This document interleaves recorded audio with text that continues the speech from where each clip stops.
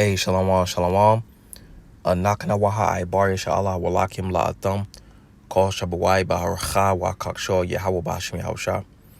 Hey, we the Hebrew Israelites coming to you week in and week out through the spirit and power of Yahweh Bashmi Hausha to preach to you so-called Negroes, Latinos, Native Americans, West Indians, Haitians, and Israelite foreigners. Nachamatam Kayah Malakwath Hashemayim Kwarab. Repent ye, for the kingdom of heaven is at hand. Call Layim La Yahweh Bashmi Hausha. Bashim Chakodash. Wa mashina kabadim zakwim nawa. Wa malaakim shoya shala zakwim recha got a wall. Wa chasa wa shalom. Wa barakim la bachaya shaka wa shalom. Alright, so all praise to the Most High Yahweh, which means He exists. Ba Hashem, in the name Yahweh Shai delivers. Double honors to the elders and apostles of Israel, the elders and apostles of Great Millstone, and mercy, peace, and blessings to the elect of the nation of Israel. Shalom, which means peace. Alright, so I was just doing, I was curious on the name or the city of Miami, you know, because it sounds like a Hebrew word.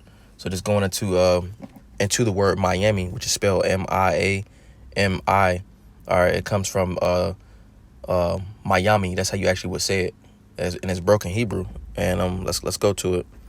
So it says, we'll go to this. How they spell it? It says big water. It says, I'm gonna click into this. It says how 8 Miami-Dade cities got their names. It says Mayami, Mayama, Miami. However you like to pronounce it.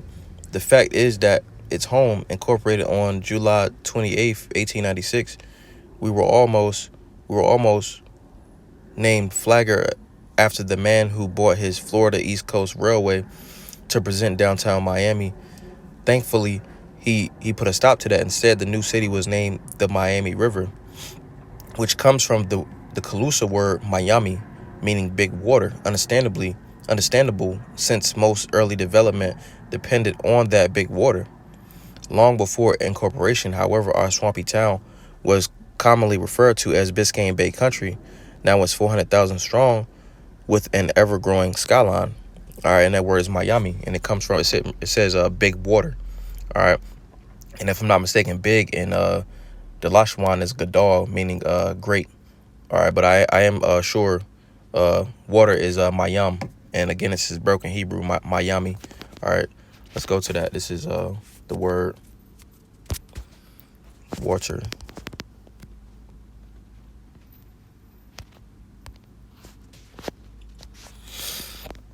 It says, let me go get another.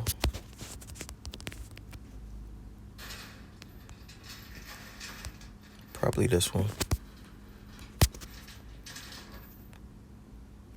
Right here.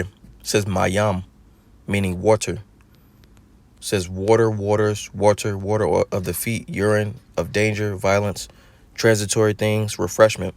So that word comes from Mayam. All right, and again, it's broken Hebrew, so they added the I at the end, and they actually had a group called, or a people's called Mayami. That's how you actually say it, because it's Mayam, and they got the I at the end. You know, but they was Jakes. You know, that was Gad. It was either Gad or Reuben. You know, but let's see. Let's go to this one. It says big water. Instead, the new city was named after the Miami River, which comes from the Calusa word Mayami, meaning big water. All right, and again, word water is Mayam. All right, so and even with Okeechobee, it says the Orlando Sentinel wrote in 2003 that the Okeechobee comes from two words, Okie, or water, and Chobe, or big. It says, and was coined by the Western Georgia Indian tribe Hitchiti. However you say that. The region's Calusa Indian tribe also gave it another name, Mayami, also meaning big water. So yes, Okeechobee has a few origins.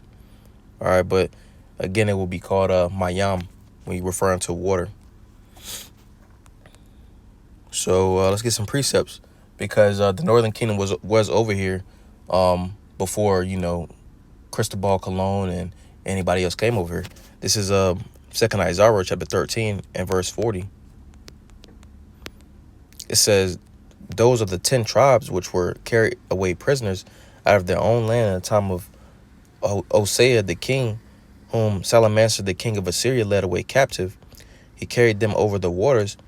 So came they into another land. All right, and that land we know as the Americas, because they went up from South America. That's what Assyria is, and they went up. I'm gonna keep going. It says, but they took this counsel among themselves that they would leave the multitude of the heathen and go forth into another country where never mankind dwelt. All right, and that's the land we over in now.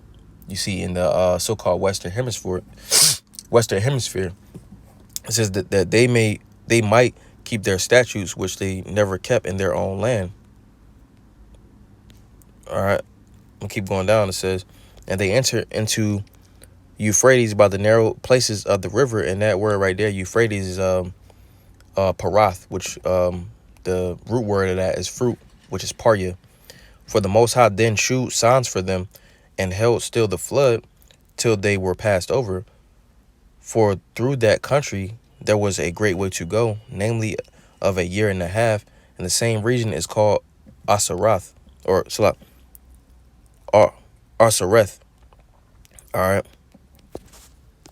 And again, it's referring to the Americas over here in the Western Hemisphere. All right, let's get another precept.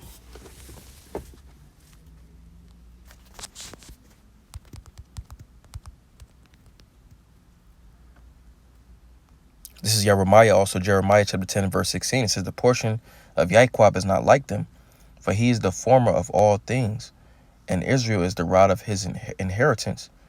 The Lord of hosts is his name. You see, in Yaquab, the 12 tribes is the former of all things. You see, those were Jake tribes over there. You see, of the northern kingdom. All right, and they named that region Mayami because of the water. The Lord's will was edifying. I just want to go into that. Again, Lord's will, it was edifying. Call like Mla, Yahweh Bashim Yahushua, Bashim Kakdash. A double honor to the elders and apostles of Great Millstone that taught me this truth from Ruel. Much respect to you brothers out there pushing this truth with all righteousness and sincerity. Shalom, shalom.